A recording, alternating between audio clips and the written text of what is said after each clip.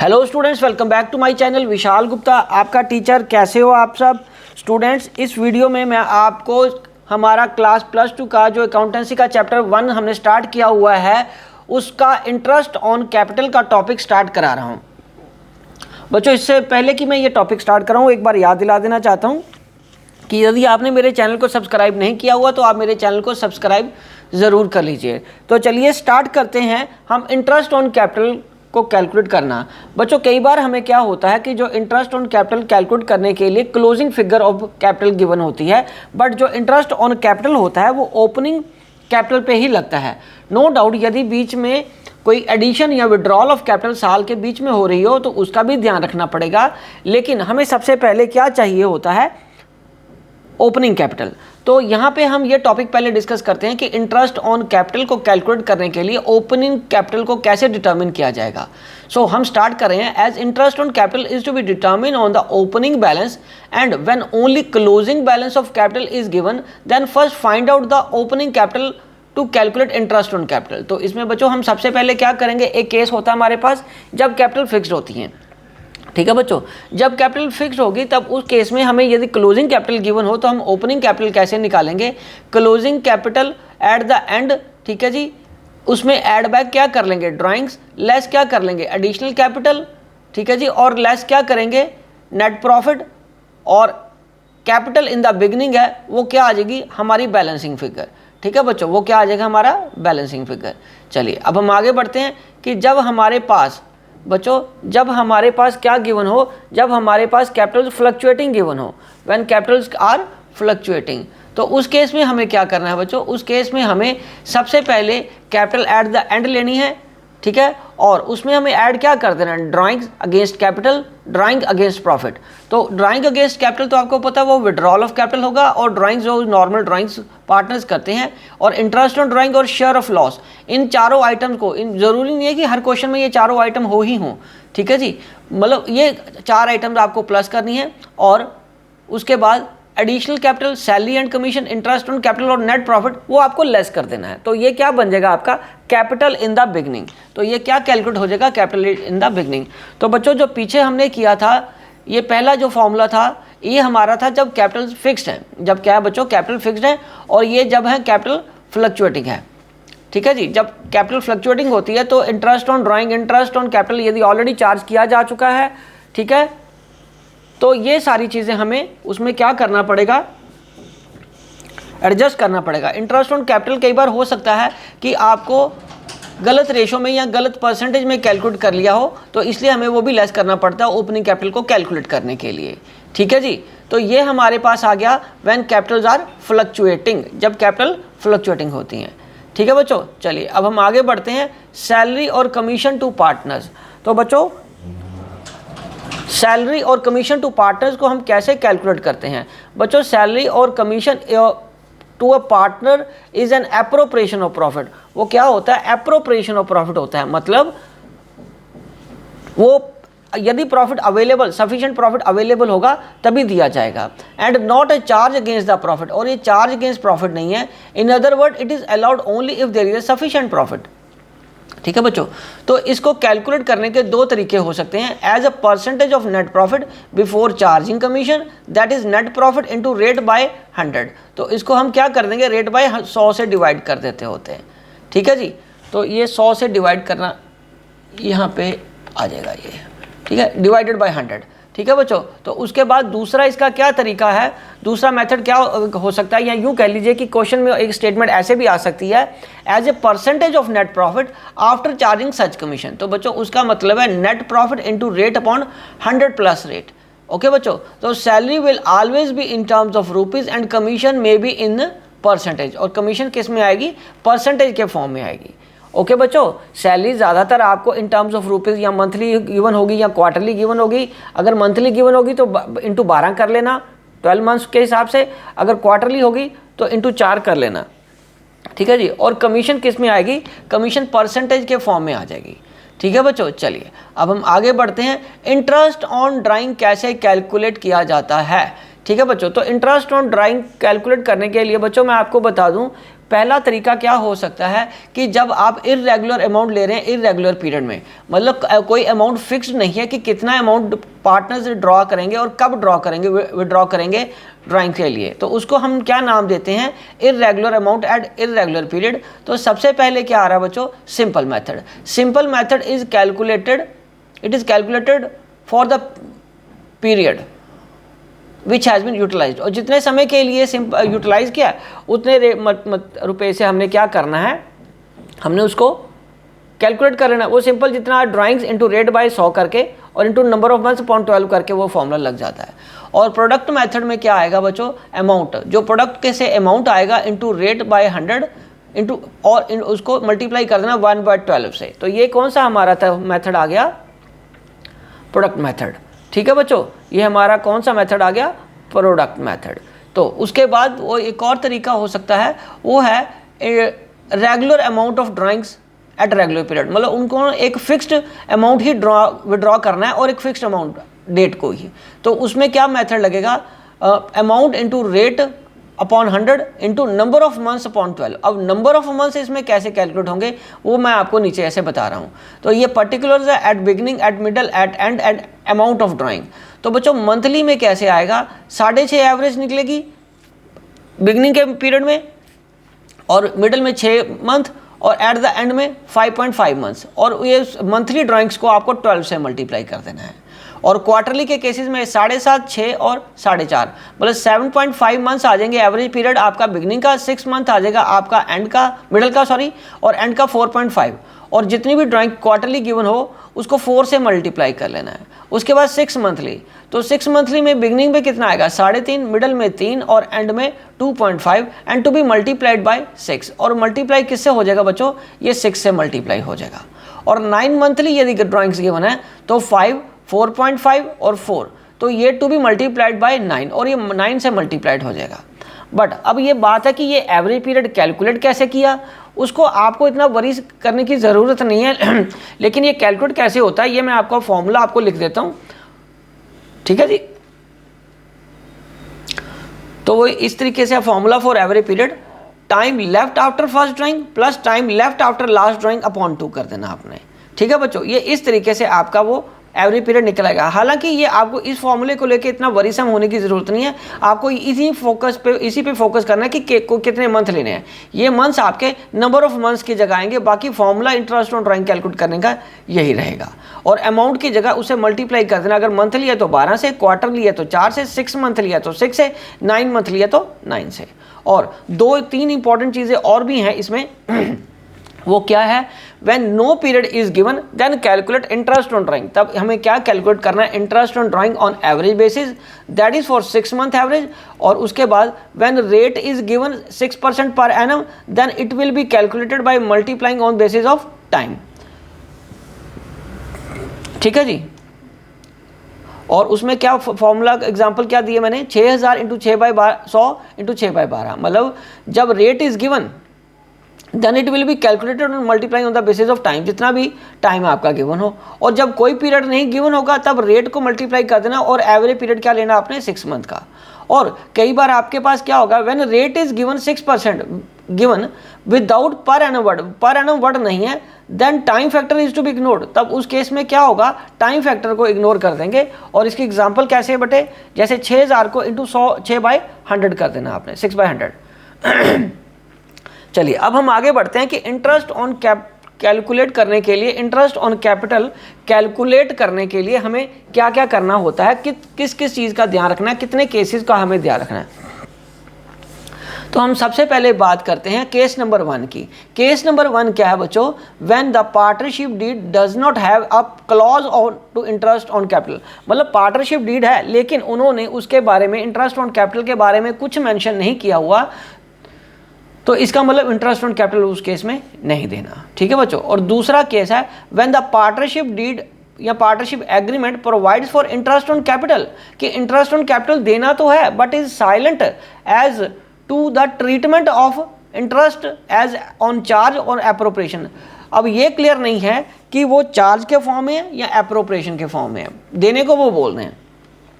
तो इस केस में interest on capital is allowed only if there is profit, जब प्रॉफिट होगा तभी दिया जाएगा। और in case of loss IOC not allowed, उस केस में क्या होगा, आईओसी नहीं दिया जाएगा, not allowed. In case of profit, in case of क्या होगा बच्चों, profit before interest is equal और मोर देन इंटरेस्ट, और यदि प्रॉफिट इक्वल टू और मोर देन इंटरेस्ट है then IOC is allowed, interest on capital allow किया जाएगा एग्रीड रेट पे। ठीक है बच्चों, ये फॉर्मूले बहुत जरूरी हैं, इन सभी चीज केसेस का आपको ध्यान रखना बहुत जरूरी है। और तीसरा, in case less profit than amount on interest on capital, और उसके बाद then proportionate amount equal to available profit. In case less profit, in case क्या होगा, less profit than amount on interest on capital, मतलब आपके पास जो available profit है वो लेस कम पड़ रहा है, वो लेस है, कम पड़ रहा है, आपको आईओसी से भी कम है, देन प्रोपोर्शनेट अमाउंट निकाला जाएगा जितना भी प्रॉफिट अवेलेबल है। ठीक है बच्चों, सो आईओसी इज अलाउड वेदर, इस केस में। हाँ, अब हम तीसरे केस की बात कर रहे हैं बच्चों, when the partnership deed provides agreement provide for IOC as charge, जब वो कह रहे कि एज ए चार्ज के फॉर्म में देना ही देना है, that is allowed whether there are profit और लॉसेज, या यूं कह लीजिए कि even if it involves a firm into losses then IOC is allowed whether there is a profit और लॉस। जब उन्होंने चार्ज बना दिया है तो इसका मतलब, तीसरा केस बहुत इंपॉर्टेंट केस है कि जब वो कह रहे हैं कि वो चार्ज है, जब वो क्या है बच्चों, चार्ज है, तो वो प्रॉफिट हो या लॉस हो आपको इंटरेस्ट ऑन कैपिटल देना ही पड़ेगा। ठीक है जी, और वो इस केस में आप वो इंटरेस्ट ऑन कैपिटल P&L से काटोगे, राइट हो। चलिए अब हम समराइज कर रहे हैं इसको, ये देखने में, आपको समझाने में मैं मदद करता हूं कि आपको किन किन टॉपिक्स पे ध्यान देना है। सबसे पहले स्पेशल एस्पेक्ट पार्टनरशिप अकाउंटिंग का वो आता है, पार्टनर के कैपिटल अकाउंट को बनाना, ठीक है बच्चों। उसके बाद number 2 interest on partners drawing, ये बहुत इंपॉर्टेंट टॉपिक है। तीसरा interest on partners capital account. चौथा salary and commission to partners. पांचवा इंटरेस्ट ऑन पार्टनर्स लोन। ठीक है, ये टॉपिक्स तो हमने कर लिए। अभी 2 टॉपिक्स हमारे इस चैप्टर के बचे हुए हैं, वो है past adjustments, guarantee of profit. ठीक है जी, तो चलिए अब हम बात करते हैं पास्ट एडजस्टमेंट। बच्चों पास्ट एडजस्टमेंट एक तरह का रेक्टिफिकेशन ऑफ एरर ही है। ठीक है जी, जिसमें कोई गलती हो गई है पीछे, उसको हमने ठीक करना है।